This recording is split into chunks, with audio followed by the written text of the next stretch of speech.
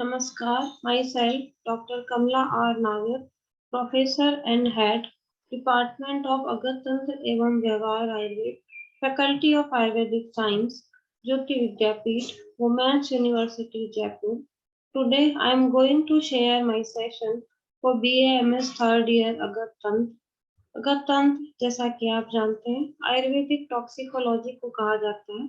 इसमें हम विभिन्न प्रकार के विष, उनके लक्षण, उनको कैसे पहचानना है, उनकी विषाक्तता के लक्षण, उनकी चिकित्सा, पोस्टमार्टम अपीयरेंस, उनके मेडिको लीगल एस्पेक्ट, उनकी विषाक्तता के मुख्य कारण, इन सब के बारे में हम विस्तार से चर्चा करते हैं। इस क्रम में आज हम बात करेंगे शोभक धात्विक विष या इरिटेंट मेटालिक पॉइजन। इस संदर्भ में आज हम ताम्र विषाक्तता या कॉपर पॉइजनिंग के बारे में वार्ता करेंगे।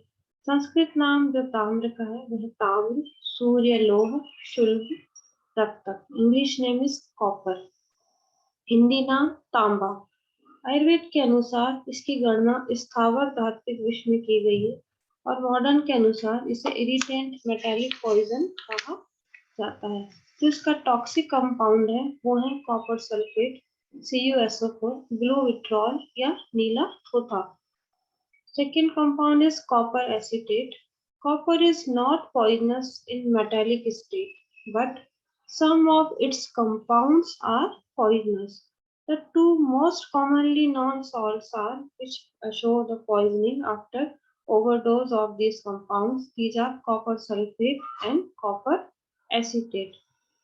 आयुर्वेद के अनुसार उष्ण गुण के आधिक्य से पित्त की विकृति होती है, जिसके फलस्वरूप अन्नमय स्रोतस में शोथ एवं पाक की उत्पत्ति होती है। मॉडर्न के अनुसार copper it causes irritation and inflammation to mucous membrane of GIT. It is powerful inhibitor of cellular enzymes. इसकी जो फैटल डोज है या जो घातक मात्रा है कॉपर सल्फेट की 10 से 20 ग्राम है। Fatal period it varies from 12 to 24 hours. 12 से 24 घंटे के बीच में इसके विषाक्तता के लक्षण परिलक्षित होने लगते हैं। ताम्र विषाक्तता के जो लक्षण है, ताम्र उसके रासायनिक सम्मिश्रण या योग के अधिक मात्रा में सेवन करने से निम्न प्रकार के लक्षण मिलते हैं। Clinical features of acute poisoning of copper after ingestion. First of all, metallic taste in mouth. Second, burning sensation in mouth, throat, chest, and epigastric region. Excessive salivation, nausea and vomiting with green or blue colored vomitus, which converts deep blue by addition of NH3OH. Pain and cramps in entire abdomen. The stool are liquid and brown but not bloody. Excessive thirst, oliguria, anuria is common. Renal failure. Urine is scanty, inky and contain albumin. Cast due to toxicity to intravascular hemolysis. Liver failure की वजह से jaundice हो जाता है. It may be proceed to convulsion and coma, and become after it this death occurs. The sign of dehydration as per severity will be found. जो dehydration के जो sign मिलते हैं, tongue totally dry, skin turgor loss, eyes shrunken, antifontanely is depressed in infants, pulse is feeble and tachycardia, BP, hypotension, respiration rate becomes low, death due to hypovolumic shock and circulatory failure. जो copper poisoning है इसकी acute और chronic दोनों प्रकार की विषाक्तता होती है। जो क्रोनिक पॉइजनिंग है इनहेलेशन की metallic fume fever due to chronic occupational exposure of copper fume. जो ताम्र धूम विषाक्तता के लक्षण है वो इस प्रकार है। Clinical manifestation of chronic poisoning after injection.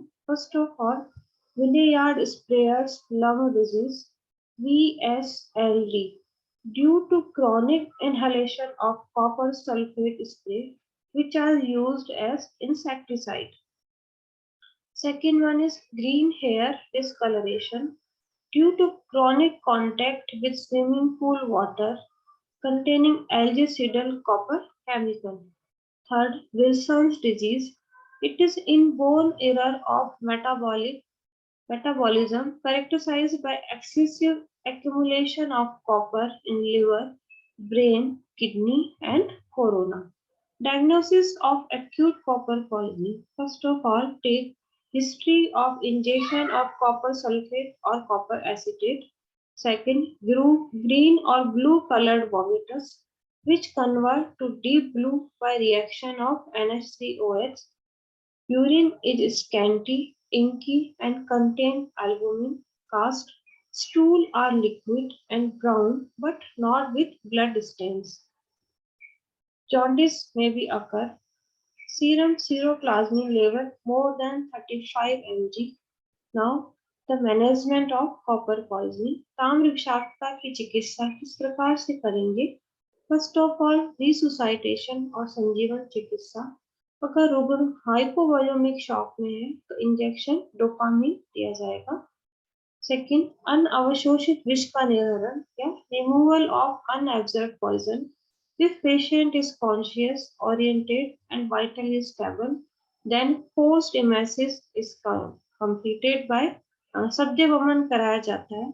यष्टि मधु पांट का सेवन कराया जाता है या फिर आकंठ लवण जल पिला के सद्यवमन की प्रक्रिया को प्रारंभ करते हैं. लेकिन अगर पेशेंट डिसओरिएंटेड है, वाइटली स्टेबल नहीं है, अनकॉन्शियस है, तो उस अवस्था में गैस्ट्रिक लवाज या आमाशय धावन किया जाता है. शोषित विष का निर्धारण अगर हो गया है तो उसके लिए पोस्ट डायूरेसिस किया जाता है. इसके लिए विभिन्न डायूरेटिक द्रव्यों का सेवन कराया जाता है. आयुर्वेद में पुनर्नवाष्टक क्वाथ का मूत्र प्रभाव के लिए प्रयोग करते हैं. Use of antidote. जो मैकेनिकल एंटीडोट है मोस्ट कॉमन गोदुग्ध या गोघृत का प्रयोग किया जा सकता है.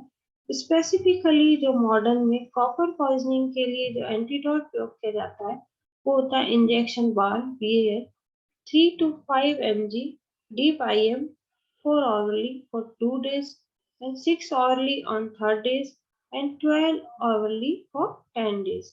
आयुर्वेद में जो स्पेसिफिकली कॉपर पॉइजनिंग में हम जो काम में लेते हैं एंटीडोट वो है जम्भीरी रसपान या लाजा जल के साथ 3 दिन तक दिया जाता है. लाक्षणिक चिकित्सा के तौर पे दाह के लिए धान्यक हिम का सेवन कराएंगे. उदर शूल के लिए पॉलीकार्बोनेट सिरप. डिहाइड्रेशन के लिए षडंग पानी, शीत श्रुत जल, नींबू पानी या ओरल डिहाइड्रेशन सॉल्यूशन या IV फ्लूइड.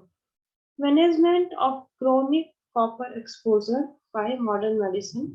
इसके लिए हम chelating agent tablet penicillin 30 mg per kg per day in 4 divided dose for 7 days के लिए काम में लेते हैं.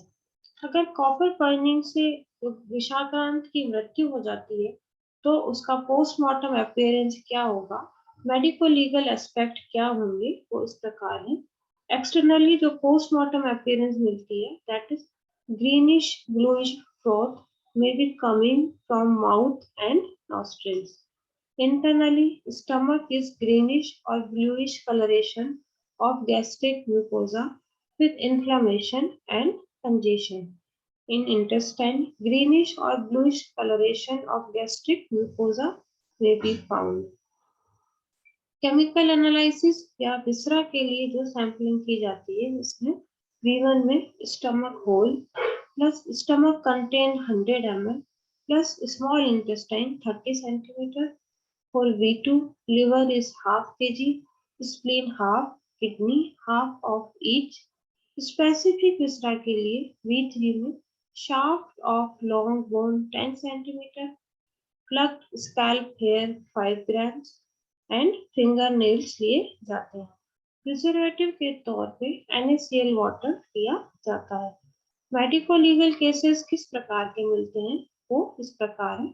Accidental may occur by children eating Neela thotha by mistake.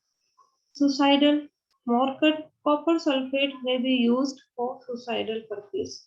Homicidal used rarely. Therapeutic overdose found in cases of indigestion of Ayurvedic gulf in overdosing. Occupational hazard will be found workers which are working in factories belonging to copper production. Spiritual rainwater which contained copper sulfate used in churches causes poisoning. Cooking in copper vessels causes chronic poisoning. Ayurveda में प्रत्येक द्रव्य को शोधन के इस तरह के जो विषाक्त या मादक द्रव्य होते हैं उनको शोधन के बाद ही चिकित्सकीय प्रयोग में लिया जाता है। ताम्र बहुत ही उपयोगी औषधीय पदार्थ है आयुर्वेद के अनुसार। इसके शोधन कैसे किया जाता है वो इस प्रकार है। ताम्र पत्र पर सैंधव या नींबू सरस का लेप लगाकर अग्नि पर उसको गर्म करना चाहिए और इसके बाद निर्बुंदी स्वरस में 8 बार बुझाना चाहिए। इस प्रकार करने से ताम्र की शुद्धि हो जाती है और वह औषधीय प्रयोग के लिए तैयार हो जाता है। बाजार में जो उपलब्ध आयुर्वेदिक योग है वो है ताम्र पर्पटी, हृदय आवरण रस, आरोग्य वर्धनी वटी। इन सब में ताम्र की सीमित मात्रा औषधियों संस्कारित करने के बाद ही प्रयोग किए जाती है। इस प्रकार इस सेशन में हमने ताम्र या कॉपर की पॉइजनिंग के बारे में बात की। किस तरह के टॉक्सिक कंपाउंड्स अवेलेबल है मार्केट में जो पॉइजनिंग करते हैं, पॉइजनिंग के क्रॉनिक और एक्यूट लक्षण क्या होते हैं, उनकी चिकित्सा एक्यूट की और क्रॉनिक पॉइजनिंग की चिकित्सा किस प्रकार करते हैं, उनका मैनेजमेंट क्या होता है, मेडिको लीगल एस्पेक्ट्स क्या है, पोस्टमार्टम अपीयरेंस में किस प्रकार का मिलता है, किस प्रकार के आयुर्वेदिक योग है जिनमें ताम्र पड़ता है, अगर उनकी अत्यधिक मात्रा में सेवन करने पर ही वो विषाक्तता दिखाते हैं आयुर्वेदिक कल, अदरवाइज वो औषधि के प्रयोग में ही काम में आते हैं।